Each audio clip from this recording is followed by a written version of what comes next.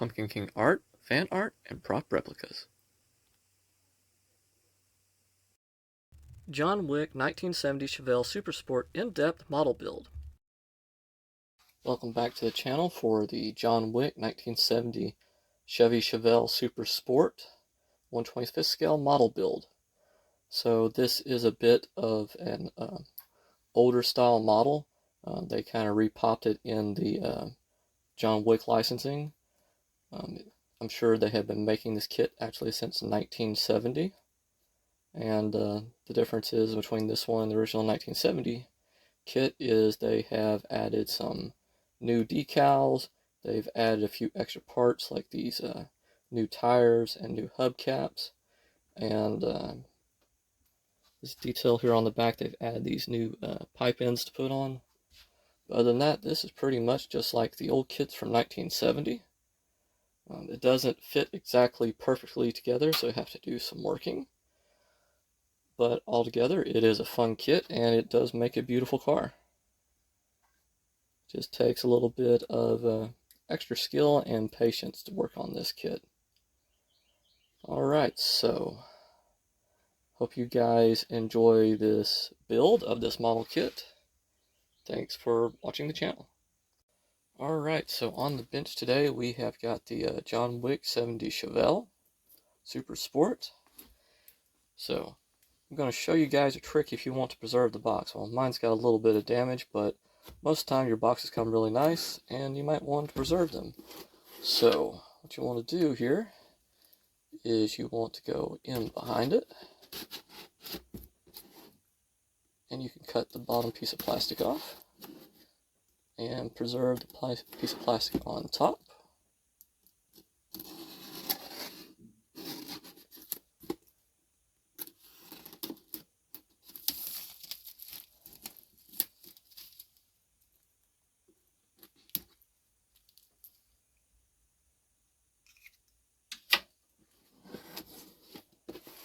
And see, now we got the piece of plastic on top to preserve it, but we can still get our model kit out and put him together.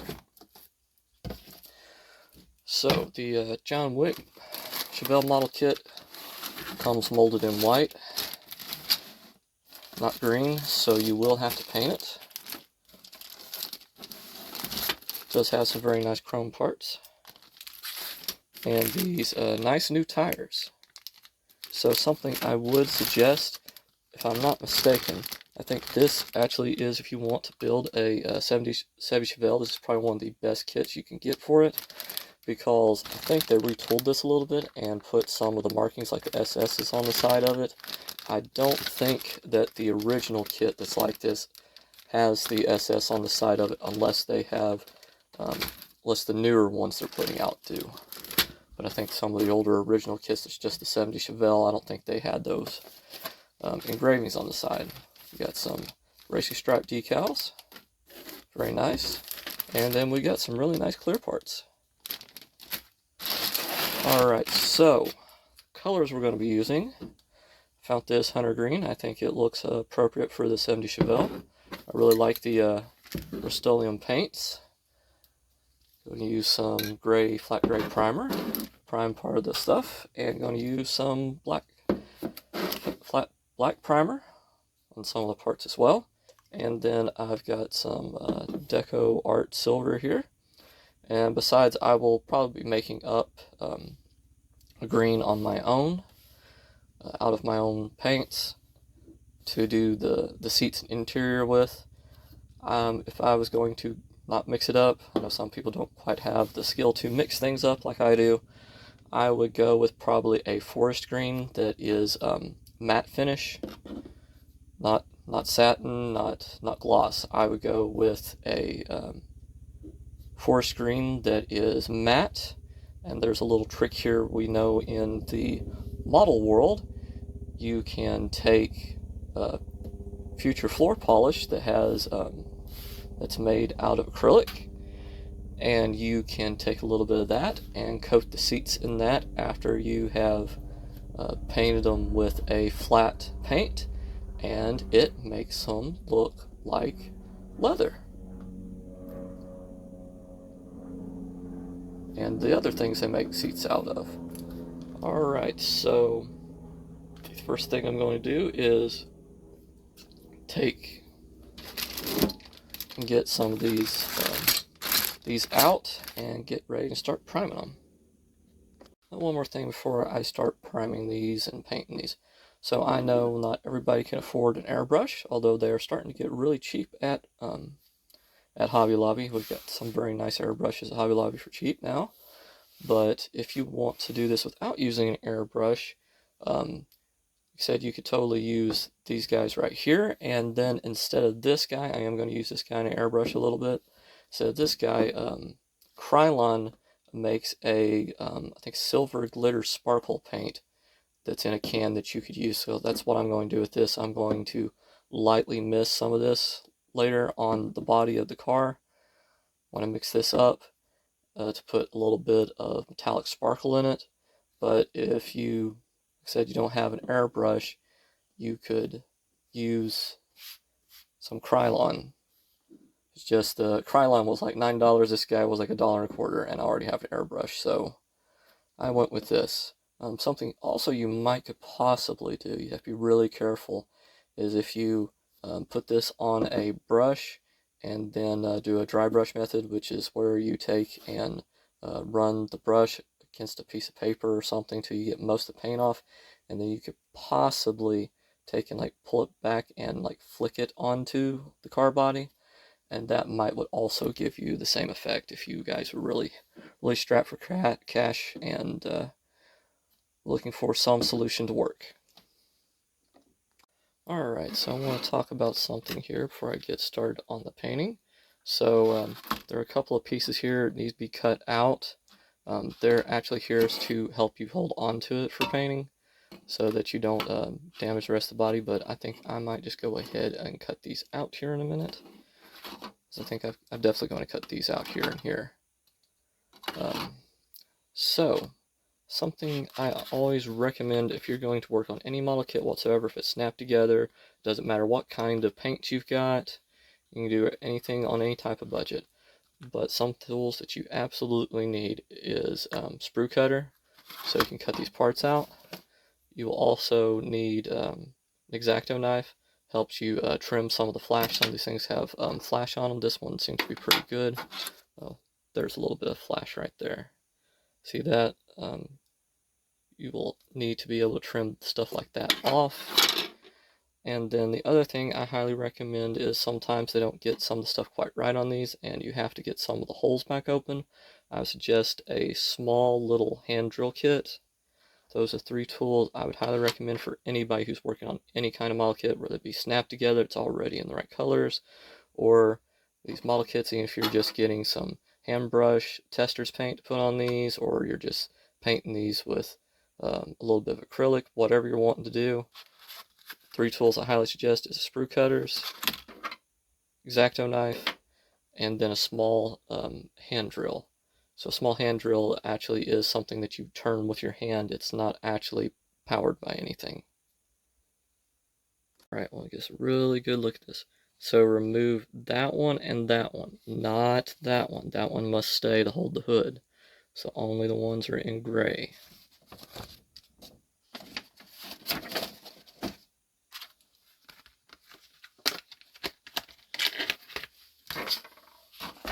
Alright, so do not remove this one. So I'm going to get as close as I possibly can.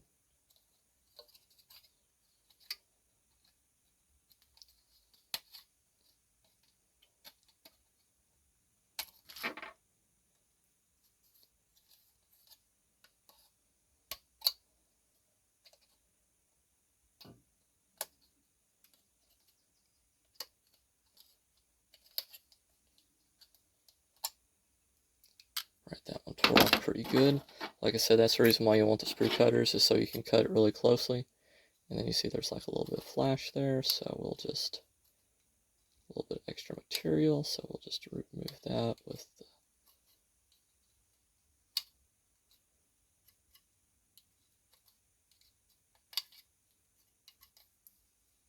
there we go.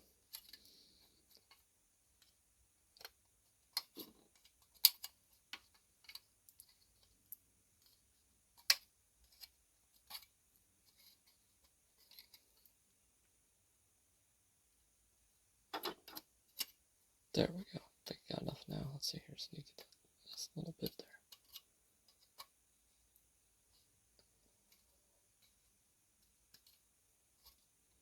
There we go. Alright, now on the next part, I'll decide whether I want to remove these yet or not, and then I'm going to do a little bit of trimming on here in some places. Looks like there's a little bit of flash in a couple places, and I'm going to get that off, and then we'll get to painting. Alright, so I decided to go ahead and cut those loose. Like I said, you may not want to cut those loose, because what these are really for is for you to either clip it on something where you can hold it with your fingers, give you something to hold onto so you're not touching the body while you're painting. But I've got other ways of taking care of that, so I just went ahead and clipped those loose. On the front one, I had to take some heavy-duty wire cutters, and I went ahead and just squished it right in the middle so I could bend those backwards. Then it was easy to take the sprue right against it and cut those loose. And then I had to do some trimming with the X-Acto knife. Now the one that was here, it clipped off fairly easy. But the front one, I kind of had to, it's so thick I had to bust it milled and push it backwards to really get in here to get that loose. Alright, so let's do some priming. Always remember when painting, wear the proper safety equipment, like a respirator. Always need to wear safety glasses. If you're going to be doing something like this inside, you need to have something like a ventilation system, like a hood, to pull the fumes outside. So another thing you may want is something like a Lazy Susan. It makes life much easier. So Lazy Susan just gives you the ability to spin stuff around as you're working on it.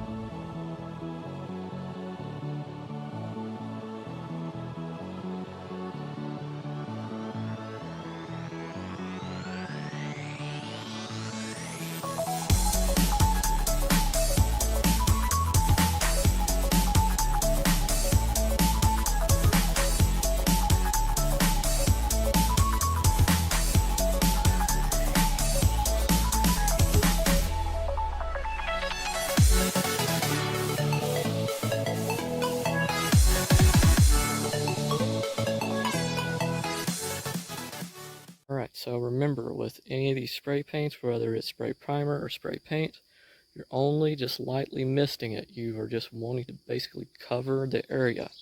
You do not want to flood the area. If you flood the area, you get puddles and get bubbles, and then your paint job is messed up.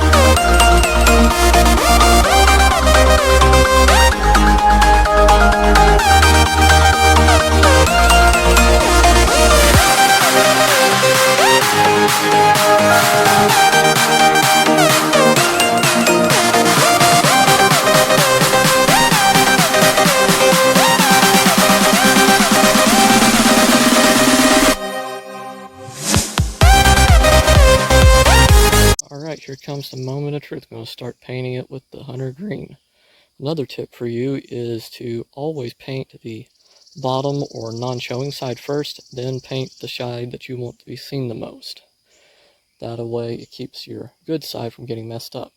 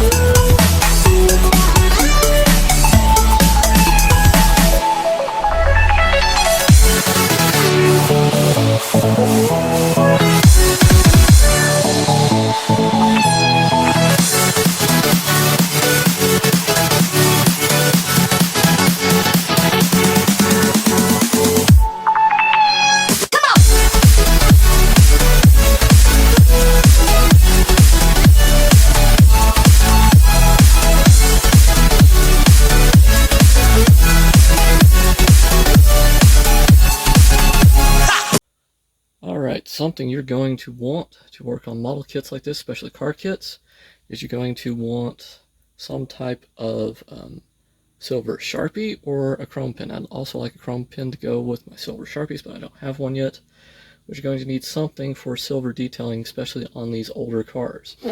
There was a lot of chrome colored trim parts, and there's no decals for that, and it can be done, but it's quite difficult with some silver Testors paint. Don't watch you'll get it all over the body, but highly recommend silver Sharpies, metallic silver.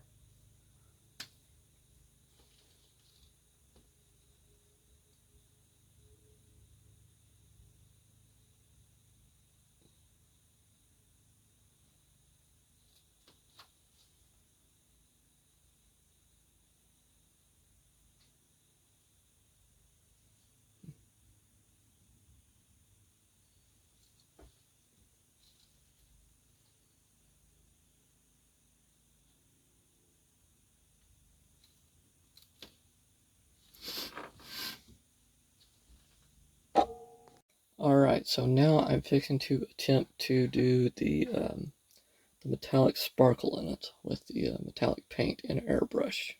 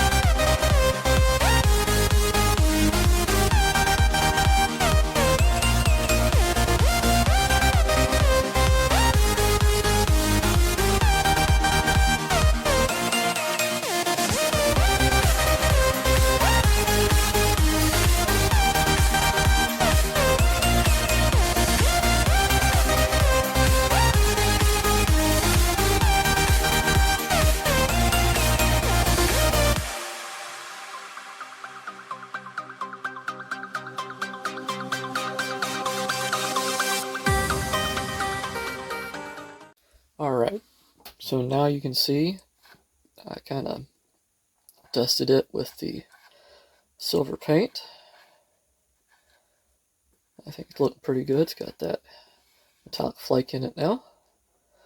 So how did I do that over there at the bench? I know I didn't explain that too well over there at my my little spray paint booth. So what I'd done with the airbrush was, of course, I took and mixed the silver paint right here with a little bit of acrylic floor polish, and I done that inside the airbrush itself. And then what I done with my air compressor is I set it really, really low. I set it to somewhere in between 5 to 15 psi. And I think it's probably about 10 is where I had it set. And what I done, where it was really low, then I sprayed it from a distance very carefully, very low, to just barely dust the car. And I think it has a pretty good result. And the good news is, if for some reason you've done some overspray with this, you can always take like a cotton rounds. Take cotton rounds, put some isopropyl alcohol on it. I usually use about 70%, and then you can wipe that paint right off there, and you can paint it again. And it will not bother the spray paint. It'll only take the acrylic off. Alright, so now we've got our pinned on chrome lines. We've got our body parts dusted in the metallic flake. And now we're fixing to go to using the acrylic floor cleaner on the body. So one good thing about the acrylic floor cleaner is that it's self-leveling. So you can pretty much just paint on with a clean brush. Make sure you want a clean brush, something that you have never used to paint with acrylic paint before. Because since it's acrylic, it will remove all the paint that's in the brush and it'll go right onto the car. So you may have to go across this stuff more than once. But you want to do light layers because you don't want it to get crusty along the edges. As you can see here, I've already painted the hood. I don't know if you can see on this side, I'm not too worried about it on the bottom side, but there's a couple tiny little patches that got missed when I was painting it. Something else that's probably going to freak you out if you've never done this before is that in certain spots, as it's drying, it'll start to turn a white milky color. After it completely dries, it goes completely away. But I think you can see the difference here in between the hood and the rest of the car, how much it shines. So I'm going to start hand painting the body with some floor cleaner. I really like these dropper bottles. There's glass dropper bottles from Dollar Tree. So this is good to thin acrylic paint with, so I can just pick whatever measurements I need, get it out, just drip some drops into the acrylic paint and just thin it a little bit at a time, especially works good with the airbrush. And then if you are just needing to paint something with it, it's easy to stick your brush down in and start painting.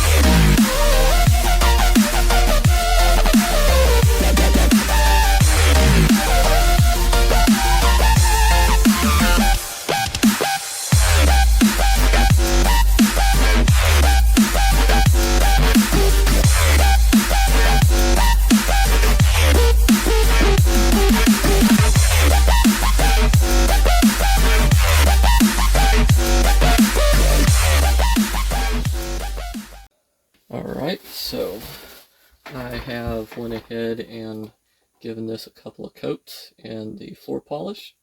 It's looking very good. Had to go back and repin some of the lines on it, because one of the things that I've realized just now is that the floor polish will take the marker back off. I have also done some work on top of the hood with the chrome pen. Do be careful with these. I didn't get it going exactly right the first time. End up getting the liquid separated from the chrome and end up getting all over my hands, and that was not fun. So make sure you follow the instructions very well. Make sure you shake this up really, really well the first time you use it. Alright, so basically from the coating it and floor polish stage going forward, you could really just hand paint this. Especially like the engine, you could have just took some Testors red and hand painted it. You could even hand paint the body with the Testors colors. It's just not as wide a variety as there is in other mediums like craft paints that you can mix yourself, or rattle cans. But since I happen to have a rattle can sitting around strawberry filled, I just painted the engine with this, and that I've already put the engine together off camera, and I have sprayed it and it is now drying. And that would be the actual first step in the kit, is to put the engine together. So I have this part, this part, this part, this part all put together so far, and I'll be putting together the rest later after the engine dries. Then one of the next parts is putting the wheels together, and I think the next thing I'm going to do is start trying to paint on the bottom part of the like the body and the frame. Alright.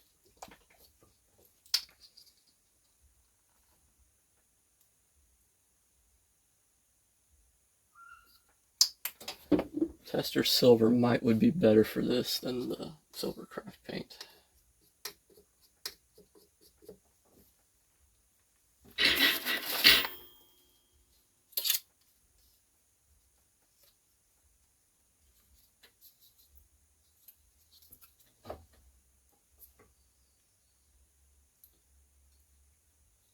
I don't know. This Silver Craft paint's pretty good stuff.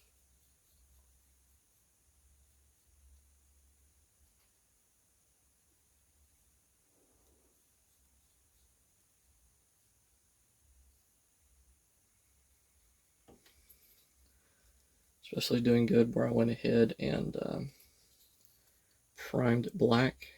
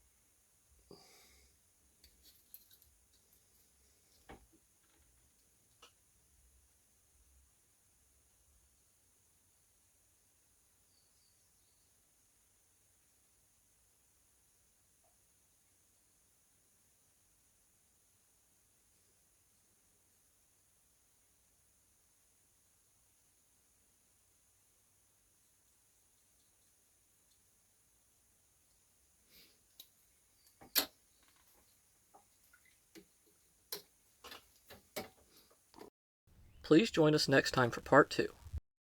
Please like, subscribe, comment, and follow us on Facebook, Instagram, YouTube, and DeviantArt. Have a blessed day.